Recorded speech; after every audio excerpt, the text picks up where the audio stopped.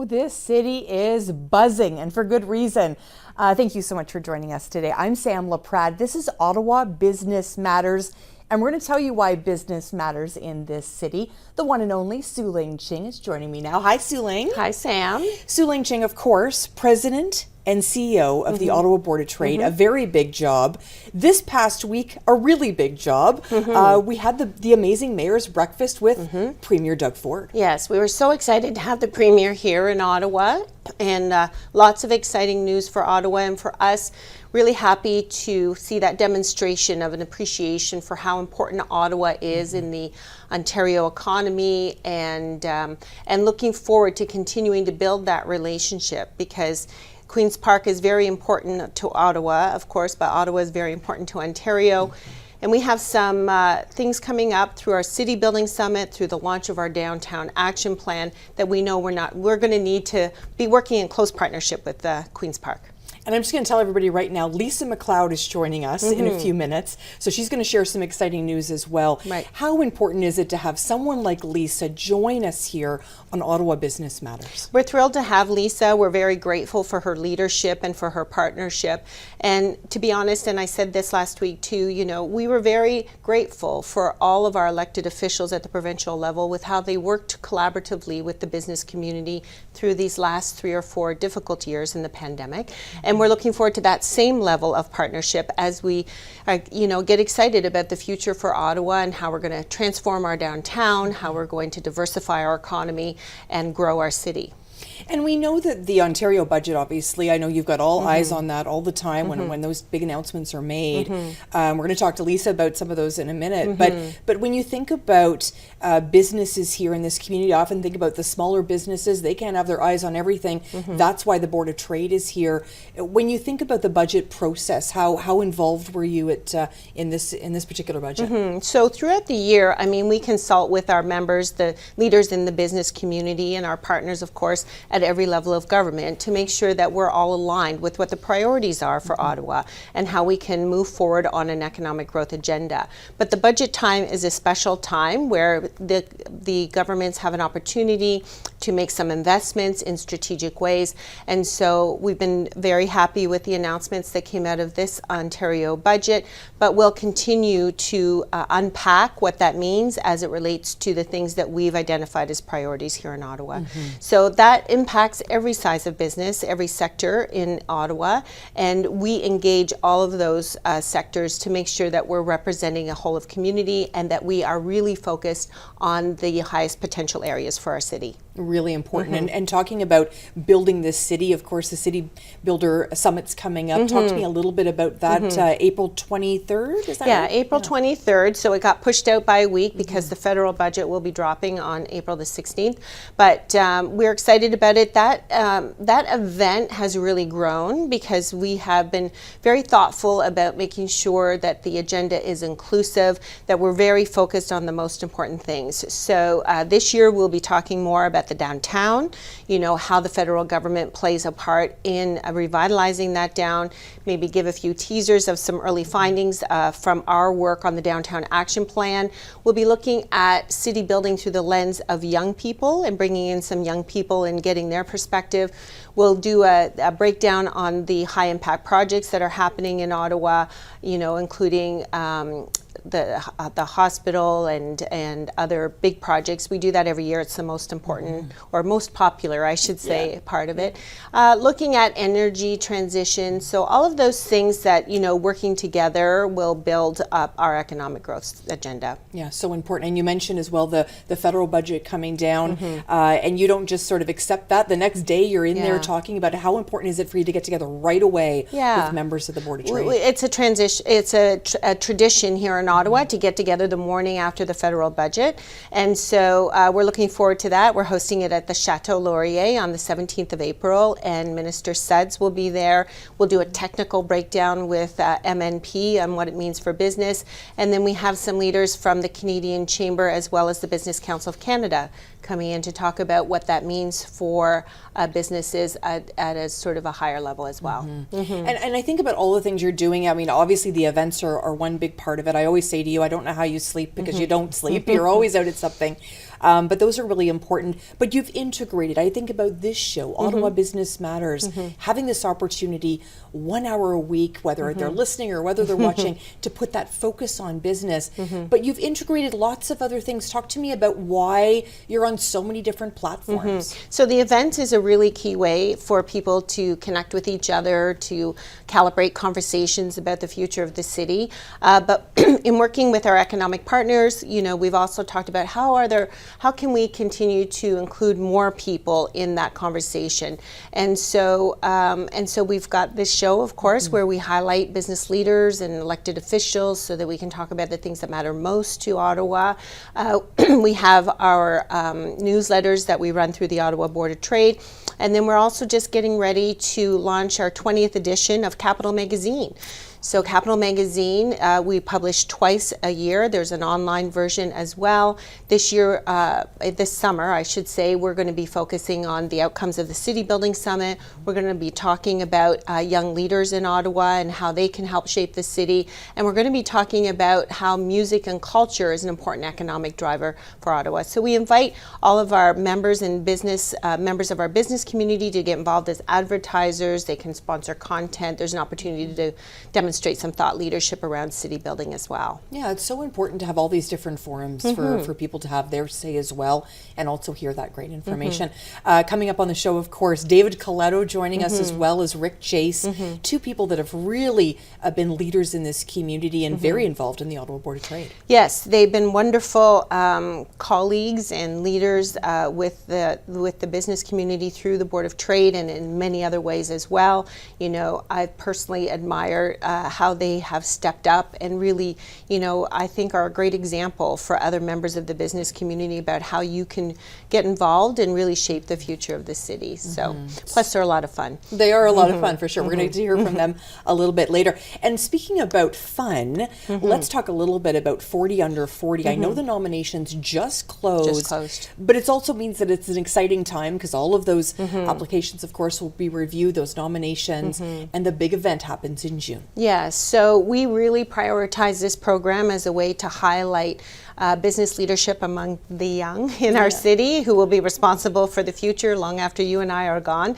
And so we have all the nominations in, so internally we'll start going through the judging process, which is quite robust, but then also planning for our 40 Under 40 Gala, which will take place on June 21st. And of course the entire community is encouraged to come and join us and celebrate those young leaders. And when you think about young leaders, we've had many on this show, we're going to have many to come. It really, and you mentioned it, I mean, those are going to be the people sitting in these seats that you and I occupy right now.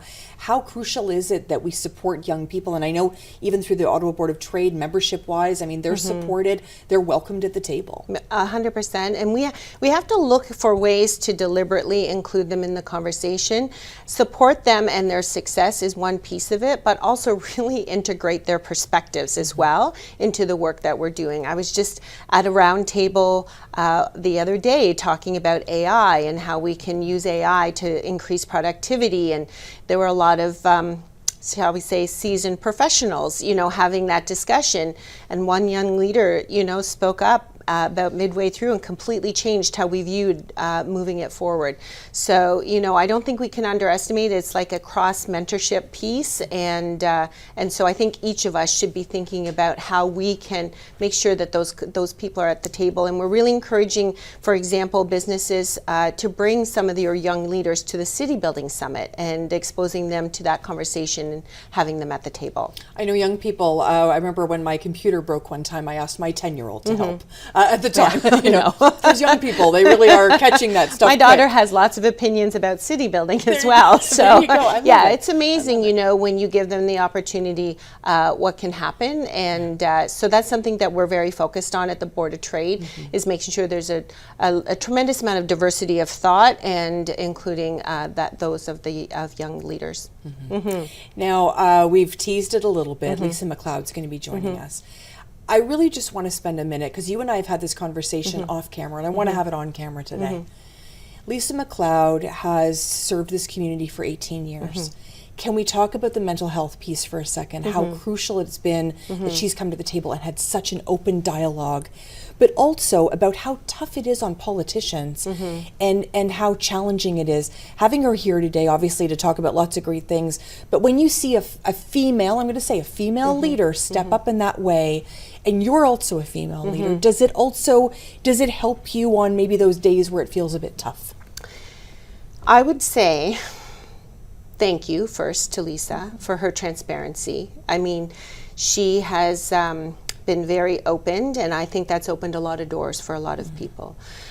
During the pandemic, as economic developers and as business leaders, we really were perhaps more aware than ever of how important mental health is to our community, to our businesses' success, to the economic growth of our city, of our province and our country. And so when you have leaders like Lisa and other business leaders who have done tremendous work through Royal Ottawa and QCH and others, it really is important. I especially am appreciative of Lisa's work because we need to make sure that it is attractive, that it is safe for women to throw their hat into the ring of leadership from a political perspective. And so we have to raise the expectations of how we're going to take care of those leaders, and so I am very supportive of the work she's done, and we'll continue to also support through the Board of Trade. And I think when we think about whether it's, the House of Commons, Queen's Park, Ottawa City Hall, School Board, seeing more female representation there is only a good thing. But we've seen so many step away. So attracting people to those big jobs is so important. 100%. And I mean, in the public sector, yes, but even in the private sector, we've seen that as well. And what we know is that we need that diversity. We need those voices at the table if we are going together solve some of the biggest issues we're facing and take advantage of some of the biggest opportunities that we are facing. And so what we all need to be working together to make that as easy as possible. Beautifully said. Thank you again. Always. SUELING Ching, of course, President and CEO of the Ottawa Board of Trade. Well, we've teased you a couple times, but the time is now. Come on back. Lisa MacLeod, MPP for Nepean, celebrating 18 years of representation in this city. Come on back, everyone.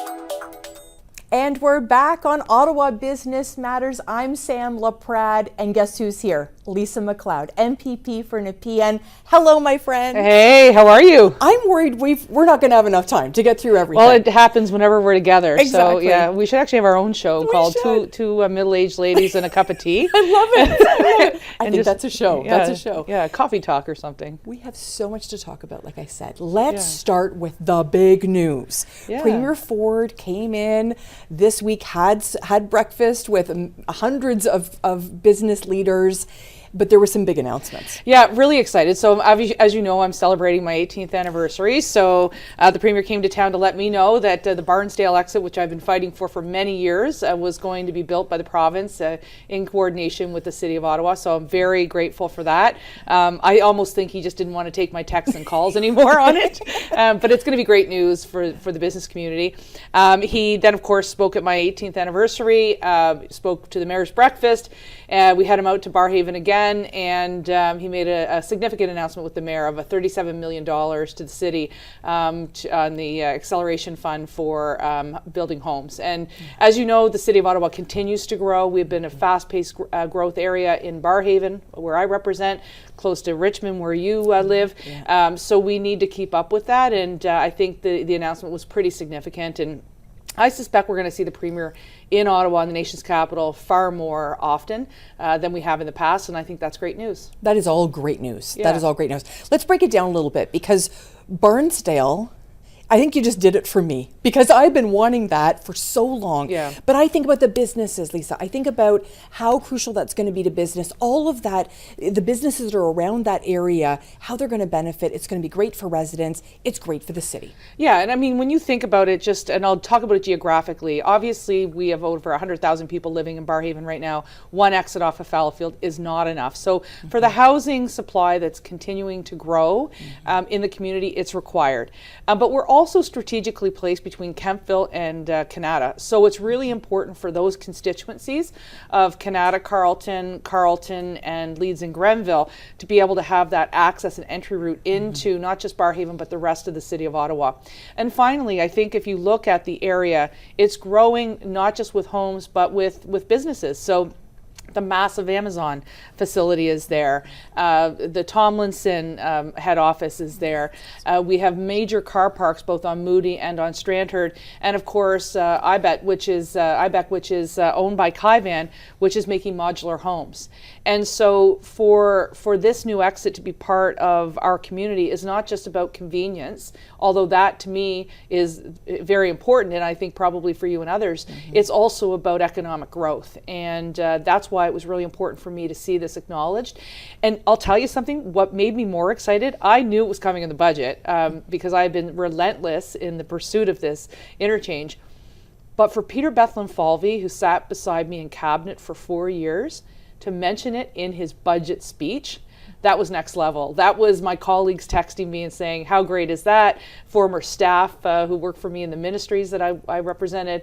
And that was really cool to have our community mentioned in the budget speech on the floor of the House. Pretty incredible. Pretty incredible. And then let's talk about the 37 million. Yeah. That's very welcome news.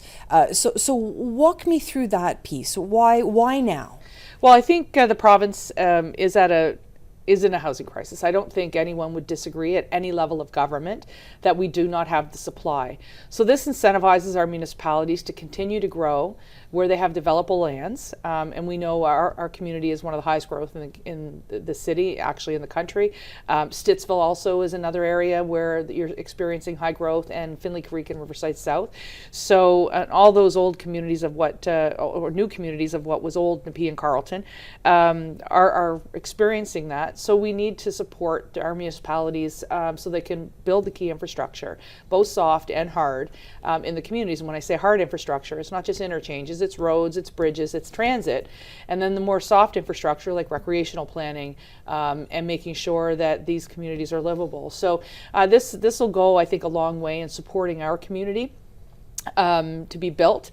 The budget also talked about building more schools, which also is a signal that Barrhaven and Stittsville and Riverside South and Findlay Creek are high growth areas with lots of new families. So that was also very positive. So I think it was a great budget for the city of Ottawa. And I was joking earlier, in 2006, I was elected. 2012, my 6-year anniversary, Dalton McGuinty was closing the racetrack in my riding, which we finally were able to save. And in 2024, on my 18th anniversary, the Premier is giving me some really nice gifts for Barrhaven and Nepean. So I'm really grateful. I mean, this was it was a great budget, and despite some of the challenges I've had by being off as a result of some of my mental health, it's nice to know that I was effective around that table. Absolutely, you were. And let's talk a little bit about 18 years. I think people will throw around numbers. 18 years.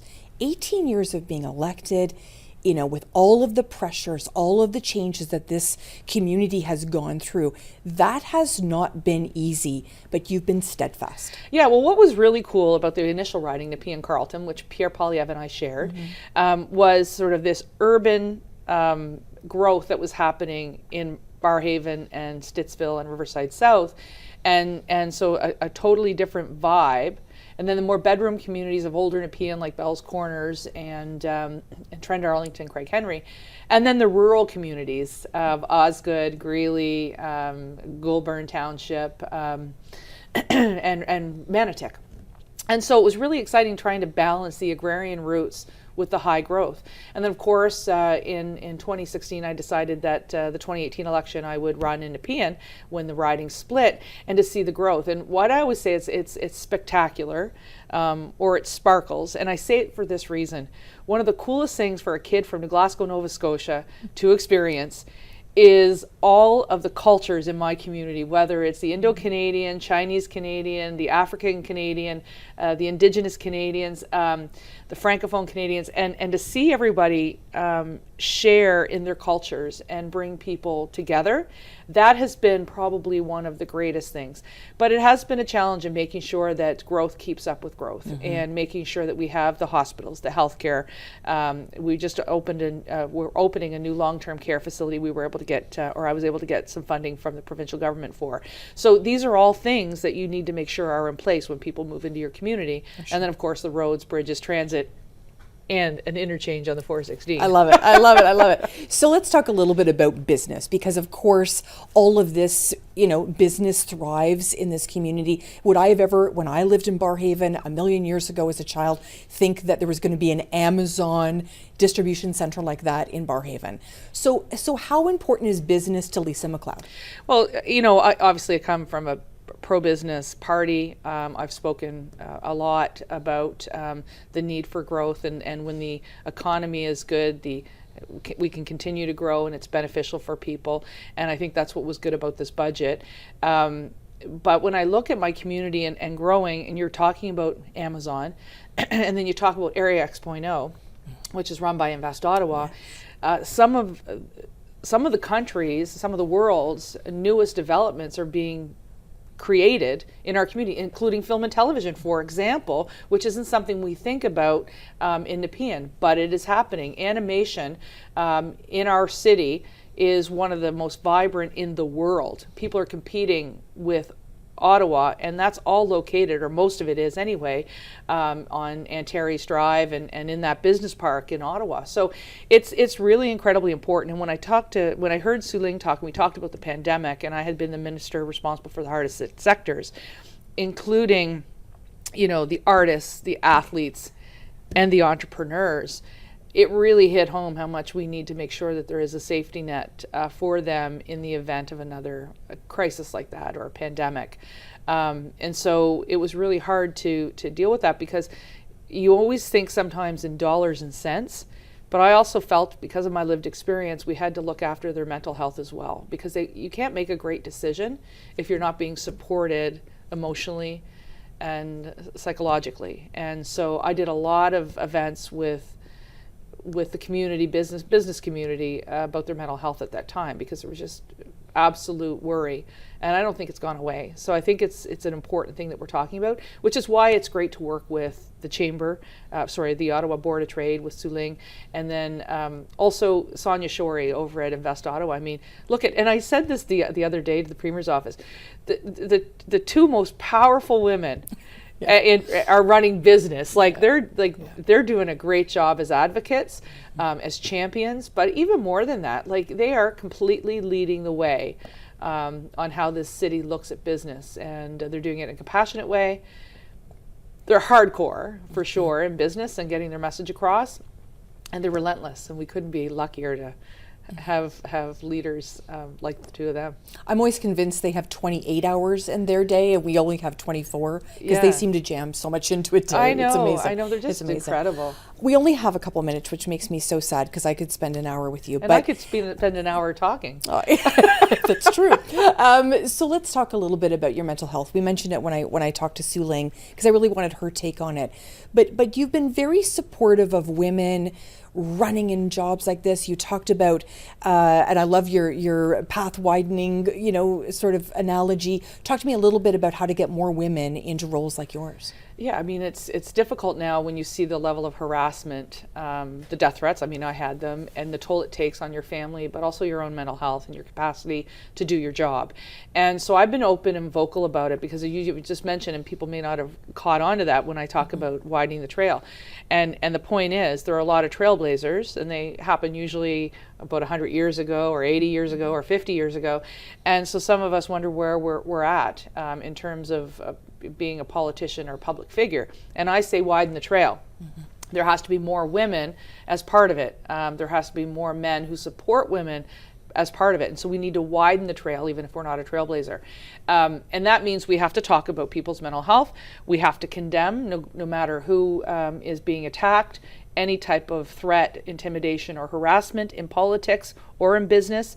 There is no whatabouts. There should be no discussion over whether it's right or wrong because of someone's political position. Another person should never threaten another person's safety. Agreed. And that has an impact. And so I want to continue to support women getting involved in politics. I want to support men who are in it for the right reasons. Absolutely. Congratulations. 18 years. Thank you. Thank you so much. Lisa MacLeod, I'm legal in Quebec. There you go. Absolutely. I love it. Lisa MacLeod, of course, MPP for Nepean. Stay with us on Ottawa Business Matters.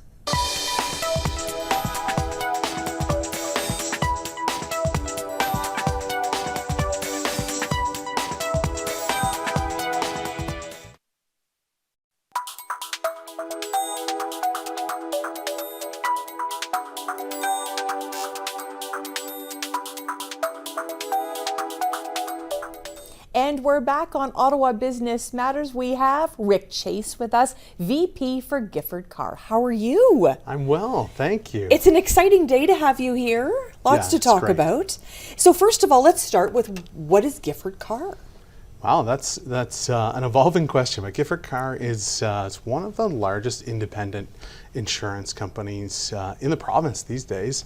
Wow. And so its roots are really strong in Ottawa, 75 years here in Ottawa, and just celebrated 75th anniversary, I should say. So Gifford Carr does really all types of insurance, home, auto, commercial insurance, also do financial planning, which would have life insurance and other types of insurance and investment work, and recently employee benefits and pension work as well. So really all-encompassing for our clients. One-stop shop.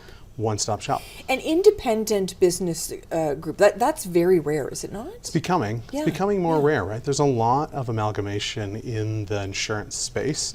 Like I it's maybe not the most exciting topic, insurance, but as you get under the currents, you're like, wow, there's a lot of moving pieces happening from ownership structures and lots of private equity coming into the space, US dollars coming into the space here in Canada. So there's a lot of things flowing. So now to be still locally owned and operated, it is becoming a little bit more rare.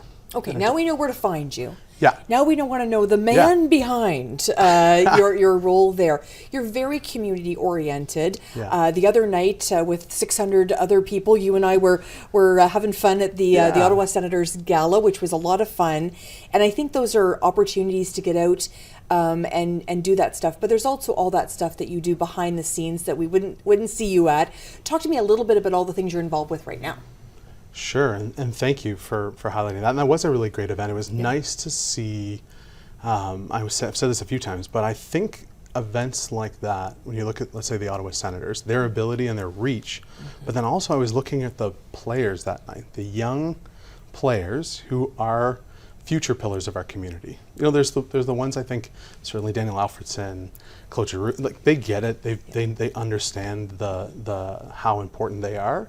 But and how much they can use their profile for good in the community. But I was watching the 20 to 25-year-old crowd, and they were, an event like that for them was, I think, really important for them to see, like, wow, the community, like $2 million to two really important causes in one night is not, like in North America, that doesn't happen very often, let alone here in Ottawa. So 100%. You could see, and then you'd see people in the community really, essentially donating. Yes, it's a live auction, but when an item is maybe valued at 1/8 of what someone is donating that night, right? So I was really encouraged to see the young players start to see, like, wow, this community is not just behind us, but they're really behind the community. For sure. And you're a hockey guy. I love hockey. Yeah. Absolutely love hockey, and love the Ottawa Senators. I've been a fan through the good and the bad, I would say, and right. And lots of good, thankfully, throughout the years. For but sure. From a community standpoint, I think it's important to have, it's a bit philosophical for those watching, but the community really drives business. I'm stealing from SUELING here a little bit. That's okay. But community really drives business, and business really drives community.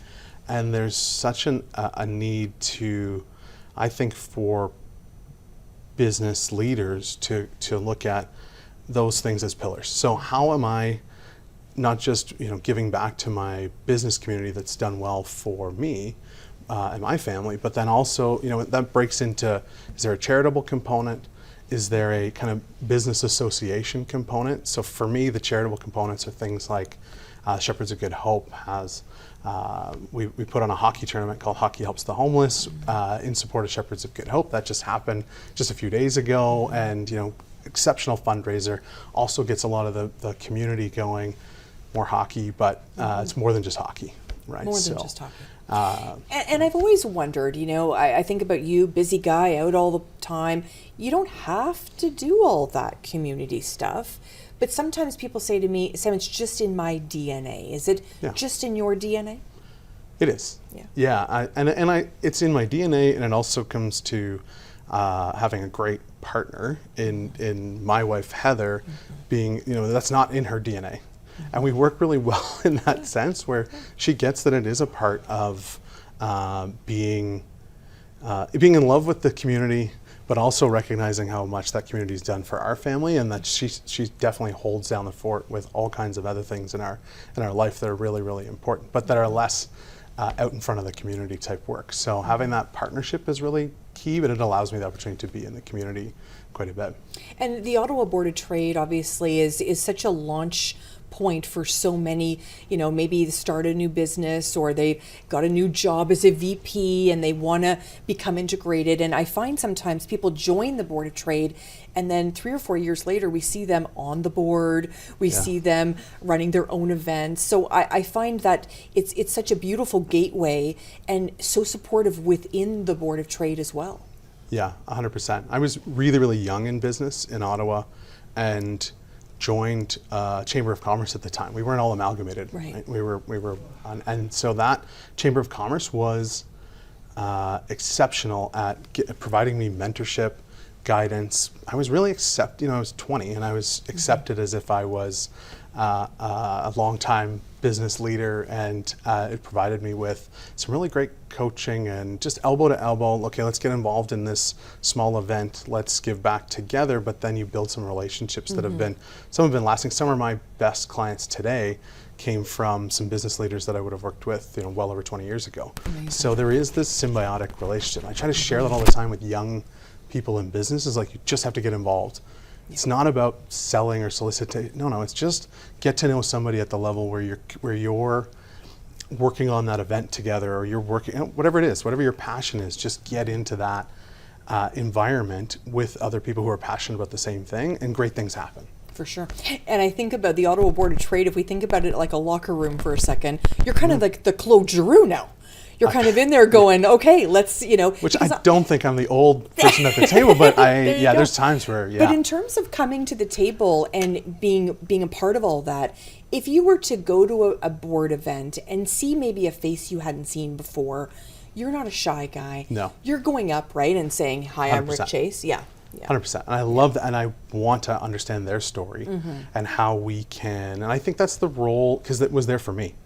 So some of that give back is like, wow, there were people who went out of their way to come over to the new person in the room who's, young in business, but also young, and said, and be a connector and really try to make sure that I felt like I was part of that community. And that's how I see now. And I'm not there's some people in our Board of Trade family who they're experts at this, and we have an ambassador corps that they all volunteer to say we'll do this. But certainly it's important to me that everybody feels really welcome and feels like they have a team behind them, even if they're a solo practitioner, if they're a solo business owner, that they really feel like they're part of a broader community that supports them. Yeah, it really is. It really is important. Words of advice for someone that is listening or watching us right now, and they're like, I've wanted to become a member of the Ottawa Board of Trade.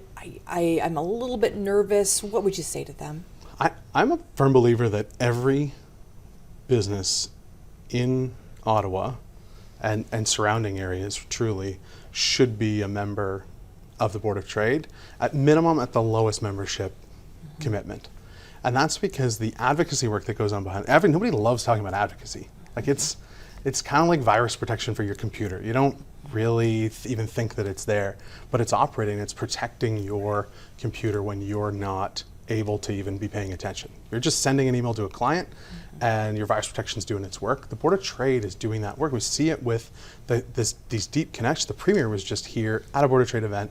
Like, most small businesses don't have access to the Premier to talk about what's really important to their business. And so being a member and providing your membership to an organization that really relies on membership dollars to do that behind the scenes, not super, exciting to talk about. We want to talk about the event. We don't often want to talk about all the work that goes into it, but there's a cost to that. And as a business in the community, it's like, that's table stakes. Must be a member. Then I would say that the gateway from there, is to use your words, is now how do I get involved and actually try to potentially drive a return for my business out of my membership, which is totally possible. Yeah, totally possible for sure. So you're obviously out at a lot of different events. Is there somebody missing at the table? Like, when you think about all the different people we bring together, is there somebody you're still thinking you need to come to the table to make this work? I would say, I would always answer the question and say no, because it's such a great and diverse business community that comes to, and then I think issue by issue. So I would say pandemic taught us that there were missing people from the table. The business and health were so much more connected than we really thought, right? We just, SUELING just talked about it, Lisa talked about it, right? So there is, so if I'd answered that question before the pandemic, I would have said, no, we've got a really good, mutually beneficial relationship with all of these stakeholders that are at the table. Pandemic happens, like, wow, we need to, and I credit SUELING, I credit Dr. Etches, and for really coming together. The public health was talking to the business community weekly about what was happening in their businesses and when we figured out that mental health, financial health, business health, physical health, like, these things were probably more tied than ever before. So I would say issue by issue, sometimes we learn that, we need another stakeholder at our table so that the business community can really work through something. Yeah, brilliant. Sadly, we only have 1 minute left. Yeah. But I want to ask. We've just had the Premier here. It's been really exciting. We have that federal budget obviously coming up in April. Talk to me a little bit about how you watch those things. Do you rely on the Board of Trade as well? I mean, you want to dive in a little bit yourself, but you rely on them when those budget announcements are made. Yeah, I do. Right. I mean, we're busy in our business. We're busy serving our clients, and so to know that, again, that there's an organization that is really doing some of that work on our behalf, and it allows me to kind of come in and out on the things that are really important to me. I can skim the budget knowing that somebody's really not just gone through the budget, but has been at the table all the way through that budget process and has really tried as best as possible to influence the impact here for Ottawa. Wonderful. Thank you so much. Thank you. Appreciate your time always. Rick Chase joining us today from Gifford Carr. He's the VP there. When we come back, David COLETTO is going to be in this seat. Stay with us on Ottawa Business Matters.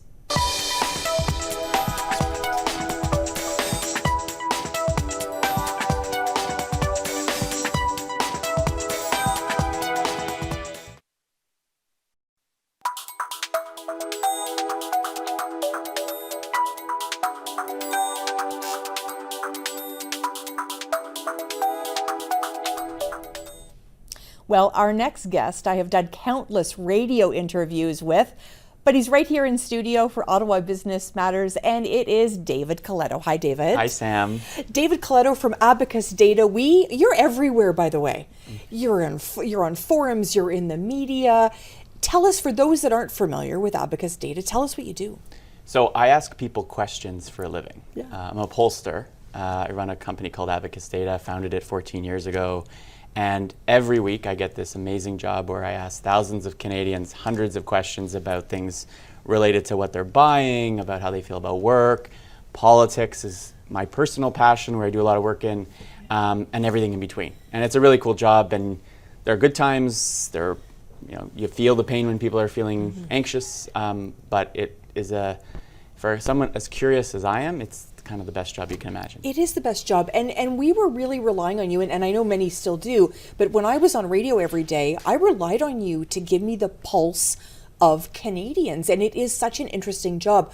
Give us a sense of some of your clients. Who are you working with? Yeah, we work with one of the best parts of the job is the breadth of things. Like yourself, a journalist, you get to become almost like an expert on everything. So we work with clients as big as Google, to a number of unions, to associations, nonprofits, charities.